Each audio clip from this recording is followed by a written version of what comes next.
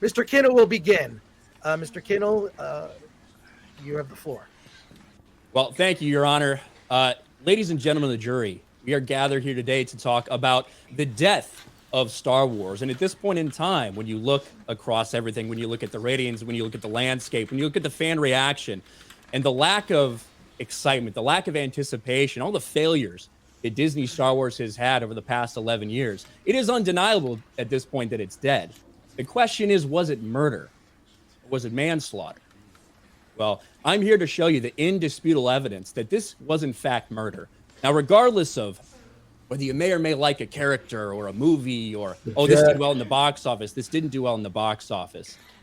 When you look at the way that Lucasfilm went about this, when you look at some of these people, whether it's Kathleen Kennedy, whether it's Dave Filoni, when you look at some of the reactions that they've had, I am going to show you from the very beginning, this was always the intention.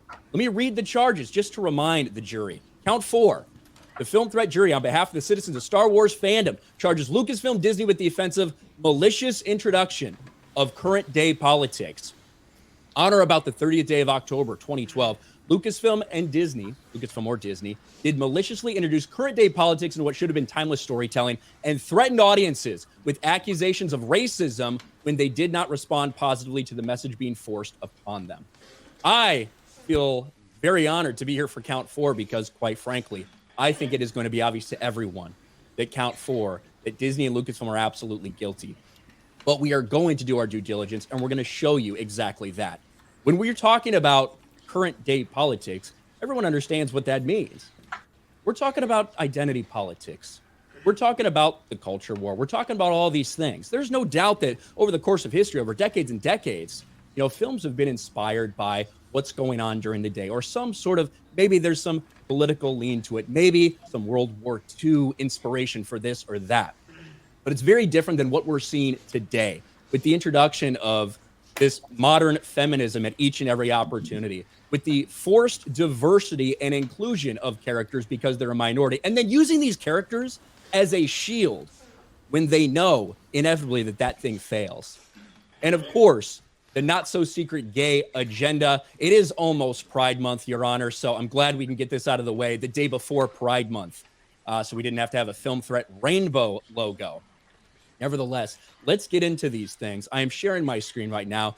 I do have a Google Doc. We are well prepared for this, for the prosecution. We knew that it was, you know, easily in the bag, but at the same time, we have to do all this work. First thing I want to talk about is this push for strong female characters and the feminist agenda that Lucasfilm clearly has. From the very beginning, this was some of the things we were hearing. Lucasfilm's force. Kathleen Kennedy reveals an executive team more than 50% female. You have a balance of men and women. There are all sorts of things that enter the discussion. Now, if you read the New York Times article on this, it was introducing the women who run Star Wars. And that clearly was the intention. We have Kathleen Kennedy right here back in 2015 speaking about this. And if it was just, hey, we happen to hire 50% women, it is what it is, that's one thing.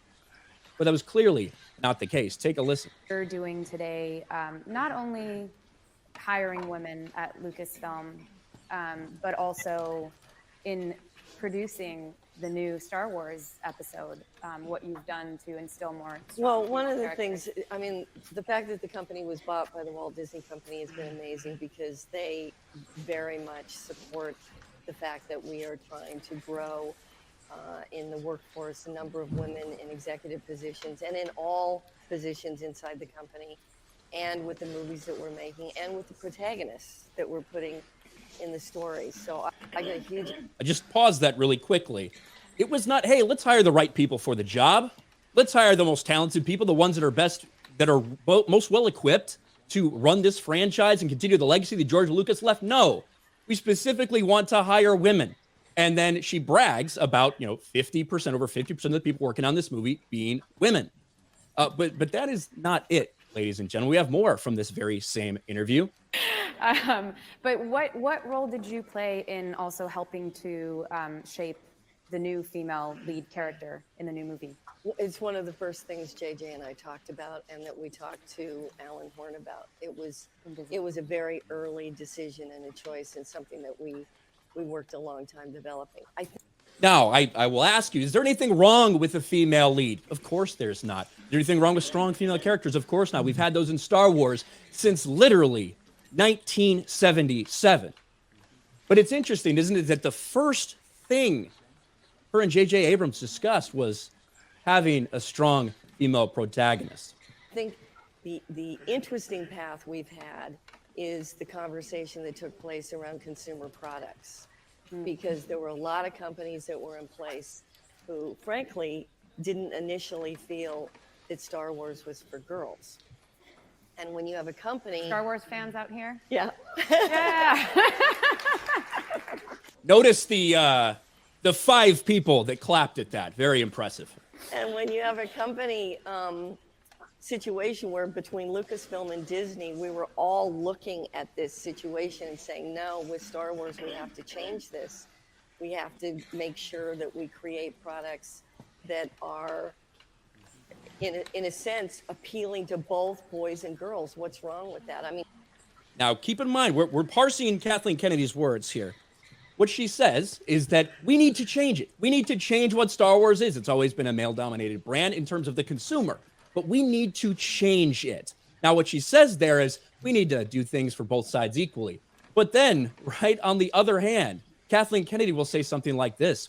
Lucasfilm President Kathleen Kennedy says she doesn't feel the need to cater to male Star Wars fans, despite admittedly catering to female fans, right? Quote, I have a responsibility to the company that I work with. I don't feel I have a responsibility to cater in some way to those particular fans. I would never just seize on saying, well, this is a franchise that's appealed primarily to men for many, many years, and therefore I owe men something. You can already see where the agenda was and what was happening. But it doesn't just stop at Kathleen Kennedy. This is everywhere, okay? Dave Filoni, I know a lot of people love Dave Filoni. This is Dave Filoni at a women's conference, I believe in 2016. I believe this is the date. I could be fact-checked on that, Your Honor, but I believe it's from 2016. I want you to listen to Dave Filoni and what he says about what their agenda is for more female representation. This is what we've tried to do with the Star Wars saga now. We've tried to create more female characters who can represent so many things, because what we're trying to do isn't just create one type of character. We're trying to create a diverse range of characters, especially female characters that are strong, that are independent. When you look at Rey on The Force Awakens, she's a female lead in a whole new chapter of the Star Wars saga. We haven't done a movie for 10 years, and here comes a Star Wars film, and here comes Rey. And what is it? Is it Panic in the Streets? Oh my gosh, a female lead in a Star Wars movie. And then the trailer for Rogue One comes out, and it's another female lead. Oh my gosh, how unfair. We've had probably like 2 million straight film cinematic roles where men have been leads, and now we've done 2 in a row that are women. Well, too bad. Oh well. Maybe there are more coming. I don't know. Listen to the disdain that Dave Filoni, the supposed savior of Star Wars for some people, listen to the disdain this man has for a fan base that is rightly questioning what's going on, when they've been told time and time again that there is an agenda, that they are pushing an agenda. And, that wasn't it. Dave Filoni had a couple more things to say. Created an environment where it's my hope. But kind of just like Luke, all he did was open that door, right? He just opened that door, let Leia out, and she's went gangbusters. So this is how Dave Filoni thinks about Luke Skywalker. All he did was open the door for her, and she went gangbusters. That's what he wants to do for female characters. I just want to be a part at Lucasfilm of opening this door to a new generation of filmmakers, of women that come into Lucasfilm and can be creative.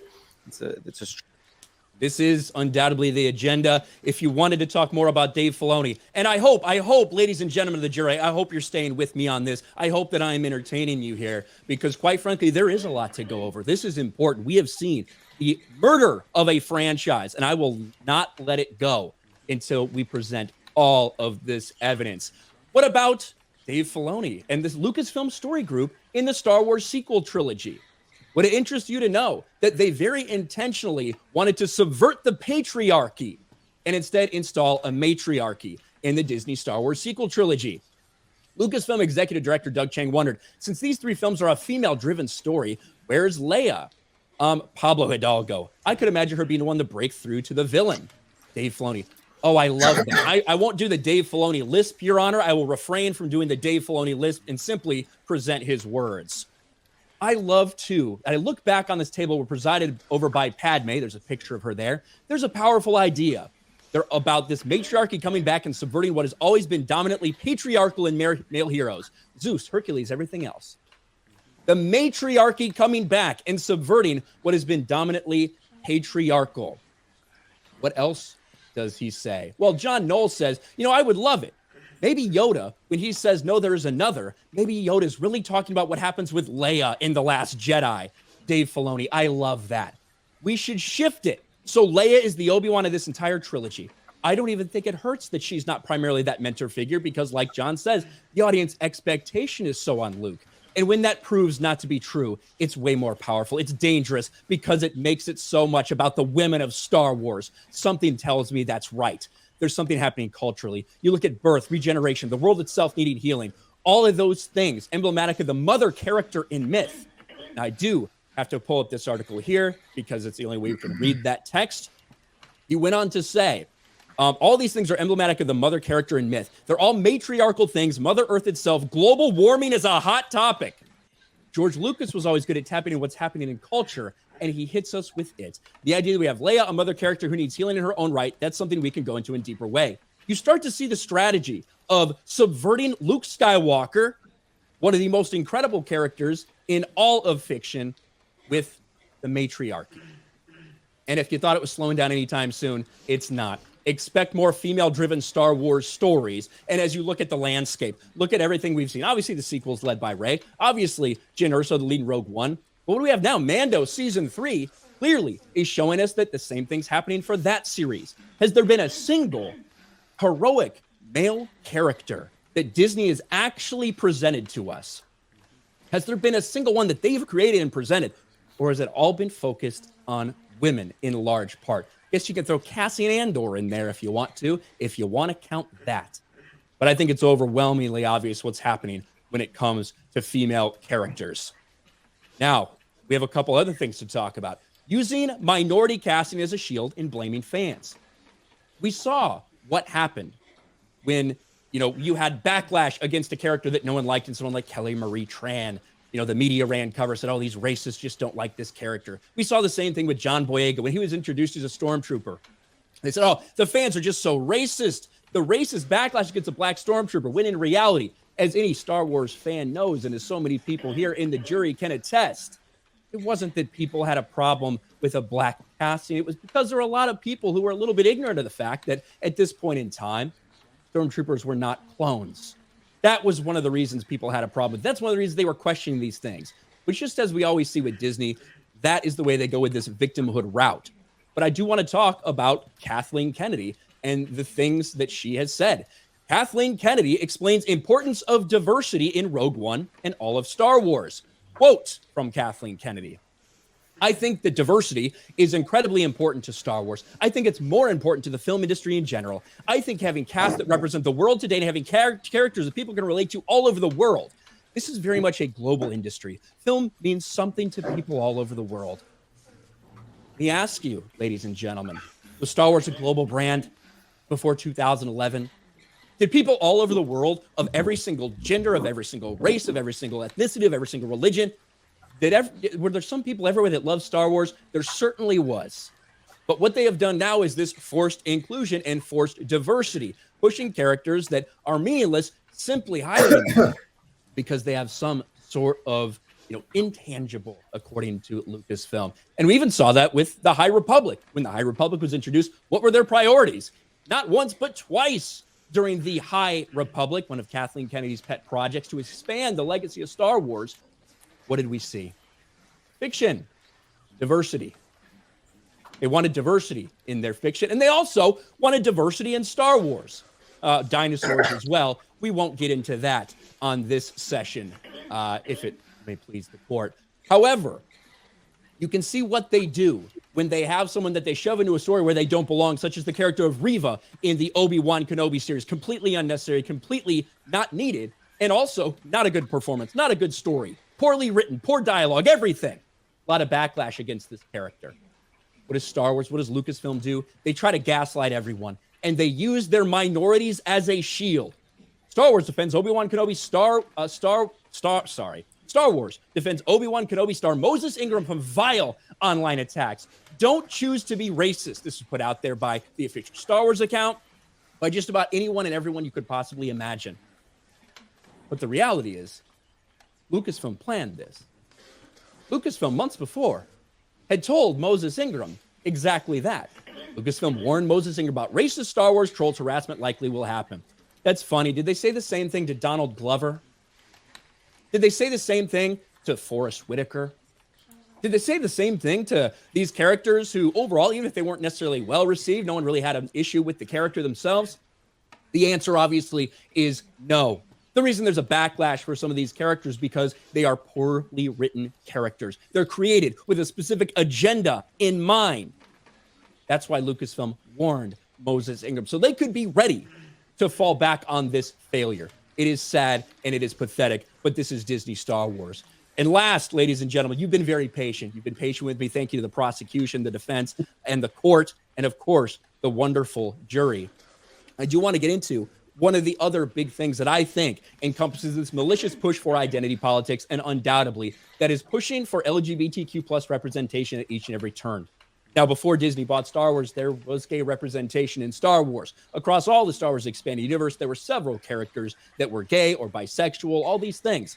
That wasn't the focus of the story. It wasn't celebrated because they were simply just a part of the story. However, that's not the case when it comes to Disney. I did name these exhibits, Your Honor. I wanted to be organized, so we'll start pulling these up because I didn't have these up already. Let's look at Exhibit K, shall we? This is what we started looking at when it came to Disney Star Wars, the celebration of people's sexuality. When it comes to Pride Month, special Star Wars covers on Pride Month. Lucasfilm and Marvel teamed up to celebrate Pride Month, a time dedicated to uplifting, honoring, and supporting the LGBTQIA community. Look at all of this stuff. Look at all these new characters that we have. And some old characters, we're going to get to the old characters that have been changed maliciously into being gay or bi or something like that. Look at the pandering. Look at what they're doing. This is Star Wars, and it's not just 1 year. We can go all the way back to 2021. We can check 2021 as well. Same thing. You have all these characters that are pansexual, non-binary, transgender, including a certain someone. And that's what I want to get into next.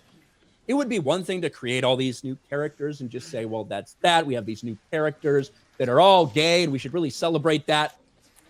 However, when it comes to pre-existing characters, that is something completely different. I think we all remember this back in 2018. Solo screenwriter says Lando's sexuality is fluid, wants more LGBTQ characters in Star Wars. We all know what Jonathan Kasdan said. And a lot of people said, oh, wow, look, they set up this romance between Lando and a droid. Degenerate, disgusting, but it didn't play out on screen, so maybe it's not official. Maybe it's just something. But we all knew what they were trying to tell us. Well, then what did we have? We had in that very same comic the justification, the acknowledgement. Lando is indeed part of the LGBTQ community. The P that goes in there. I guess we don't want Disney to introduce P's into that name because I think we all know what that means when it comes to Disney. But what about other characters? What about the character of Obi-Wan Kenobi in a standalone book written by an activist where they show that he has bisexual thoughts and is thinking about men romantically? This is what they're doing to the character of Obi-Wan Kenobi. What about Luke Skywalker? As much as they have destroyed Luke Skywalker's legacy, everything, now they have short stories written right within the events of Empire Strikes Back, where he's attracted to men. They're making Luke Skywalker gay. That's what they're doing. That's what Disney is doing. If you want to pretend like this isn't malicious, I don't know what to tell you. And then even in their hiring practices, when they go and hire someone for the new female-led queer Star Wars story, who is it? It's Harvey Weinstein's former personal assistant, Leslie Headland, who admittedly says this: Star Wars The Acolyte will reflect showrunner's own queer identity. And we have the quotes here. In the same way the original Star Wars film is about a young man living in Modesto, California, who doesn't want to take over his dad's hardware store, there's just no way me being a queer woman is not going to be reflected in my work. She went on to explain how storytelling is often an extension of the storyteller, reflecting key aspects. So as a result, she believes her queerness will come through in the show, even if it happens to be on a subconscious level. And of course, it ultimately ends up, this is the reality, at the last Disney Star Wars celebration.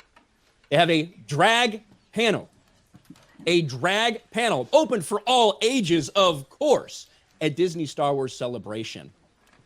And who endorses this? Of course, it's Star Wars themselves. We can't wait to see it. The Star Wars official social media account. Now, this account no longer exists, but I can guarantee you, Your Honor, that it was in reply to that drag message. As we look across the landscape, all these things that have happened, everything that has happened with Lucasfilm, everything that's happened with Disney in the past 11 years, even if you might like some of their content, even if you appreciate some of their content, there can be no doubt, there is indisputable evidence, as I have just presented, that it was always a plan to introduce these concepts. It was always the plan to introduce these things, to change Star Wars from what it was into something else. And as a result, so many Star Wars fans have walked away from this product. This was malicious. This was introducing modern day politics into Star Wars. And as a result, they killed it. Thank you, Your Honor. I rest. Mr. Kinnell, thank you for your presentation. As they say, the chat is on fire. You've used up most of your time. Mr. Bryan, do you have anything to add to what Mr. Kinnell has Yes, presented? sir. First off, thank you, Mr. Kinnell. That was really, really informative. Let me just try to put a button on this for you. I'm going to prove here that what Kinnell said was not only factual, it was premeditated, and then in canon they followed through with the alleged massacre of our favorite franchise. If you look at, hope it's showing. It's not showing, I guess. There he goes. Chris Weitz, this is before.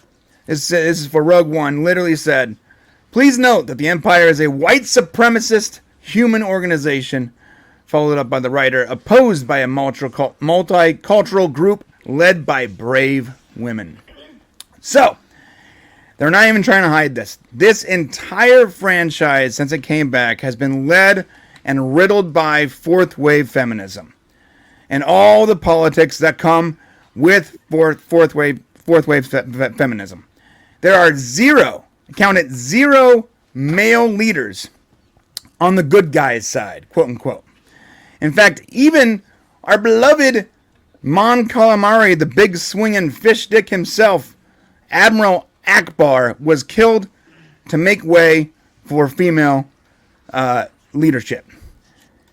How about this? This, my friend, is called the Mega Class Star Dreadnought. The actual name of this ship is what? The Supremacy. No joke. Not even hiding it. It was destroyed by who? Fourth wave feminist icon herself, the purple-haired, mansplaining Laura Dern. And the entirety of the bad guys are just a bunch of white men. Isn't that something? On top of it, in the very first 15 minutes of The Last Jedi, every one of the male bombers, were completely murdered, destroyed for incompetence, leaving behind what? The one multicultural woman left. Well, there's two other men in the franchise doing great, right? Well, let's look at them real quick. Well, he's just a joke. Poor Finn didn't even have a chance to do anything special. He was dominated by side quests and comedy relief. Nothing of importance came from this character. How about Poe Dameron? Oh, nope. Poe was completely shut down every single time he tried to save their asses. Literally every single time. This franchise has been riddled with fourth wave feminism from the very beginning, and it was planned. The murder of our favorite Mon Calamari was planned. The murder of our franchise was planned. And I can't put any more information out there that Mr. Kinnell didn't already talk about. Thank you, Your Honor.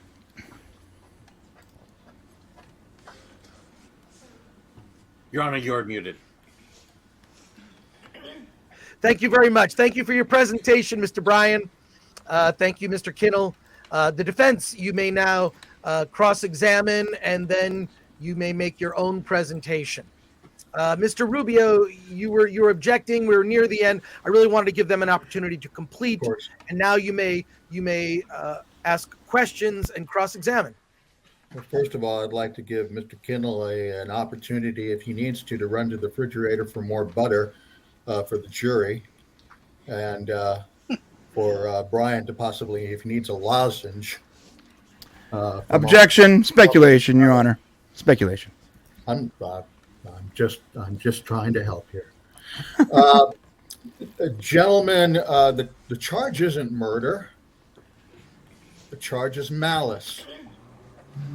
Can either of you please tell me the definition? Let me help you. Yeah, please help us out, defense. And actually, we are here for we are on the trial for murder, and the charge is malicious introduction. Yes, sir. LUCASFILM with the offense of malicious introduction of current day politics. Malice, clear, formulated plan to commit an unlawful act or cause harm without legal justification or excuse.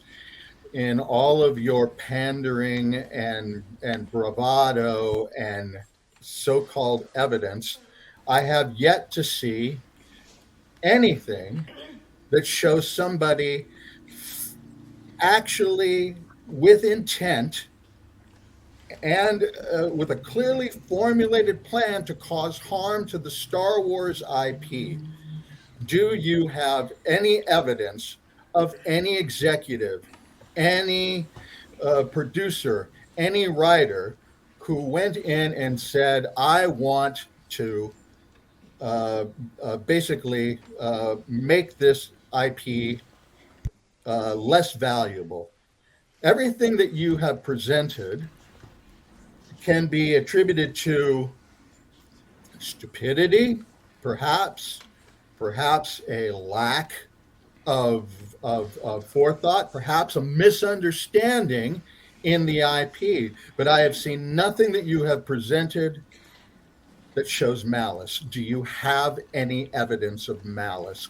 I can argue that the charge. I can argue that putting down an entire fan base that created the IP in order to lift up a completely new fan base is malice. Can you show me evidence of that through monetary? Mr. Kinnell showed you multiple evidence, multiple points where they purposely left behind their original fan base in order to lift up a new fan base, saying, aren't there any more women out there? That is the definition of either incompetence or malice, but I can't believe that Kathleen Kennedy is incompetent. It has to be an agenda-driven, malicious intent. But well, I will say this, and let me answer your question, please, counsel. I do appreciate the long, drawn-out narratives before you actually asked your question on rebuttal. We'll have time to present your case, and I look forward to that. This is what I will say. We did present several exhibits, including some where Kathleen Kennedy specifically stated that we wanted to change this franchise. Star Wars was, I believe, the third largest IP in the world, in history, when they took over. Yet they wanted to make changes to it. They wanted to change all these things associated with it. What I would say to you is that it was clearly intentional to change these things. And did they Sir, that is conjecture. You have not provided any evidence that it was clearly intentional as a point of malice. She is an executive producer in charge of one of the largest IPs of the Disney Corporation. She is trying to mitigate a loss by doing what she feels is best for that property. Now, how can you argue that?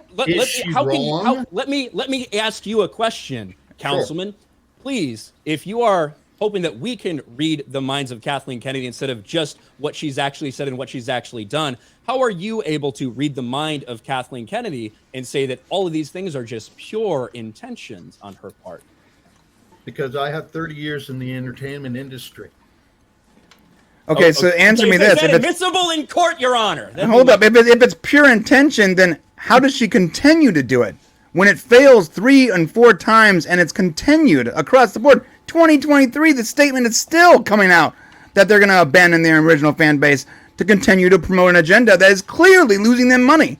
So it has to be intentional. Brian, will you please show me and evidence of where they are? They specifically said they are abandoning their audience. Yes, continuing on a path that abandons the original IP in favor of a brand new narrative that pushes forward an agenda that is losing money. Every single movie, every single TV show, every single property, that has to be intentional, or they're just so ignorant that I can't believe it. I presented to you. He presented you multiple locations and multiple times from 2016 all the way to 2023.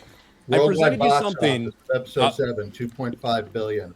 Worldwide box office of episode 8, 1.3 billion. Worldwide box office of episode 9, 1.07 billion. Worldwide box office of Rogue One.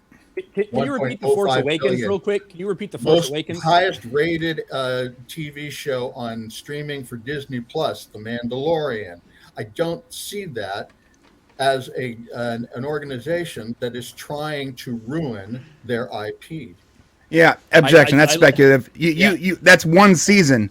List seasons 1 and 3, and additionally add Obi-Wan to that list and Boba Fett, and you're talking about lost leaders at best. Rated streaming shows. Was it good? That's up to people to decide. I'm talking about ratings alone. One season of Mandalorian was ranked. It's so shocking to me that the thing that they launched Disney Plus with was the highest rated Disney Plus show. This is what I will say. First, I would like you to correct the record. You said that Force Awakens made $2.5 billion. That is simply untrue.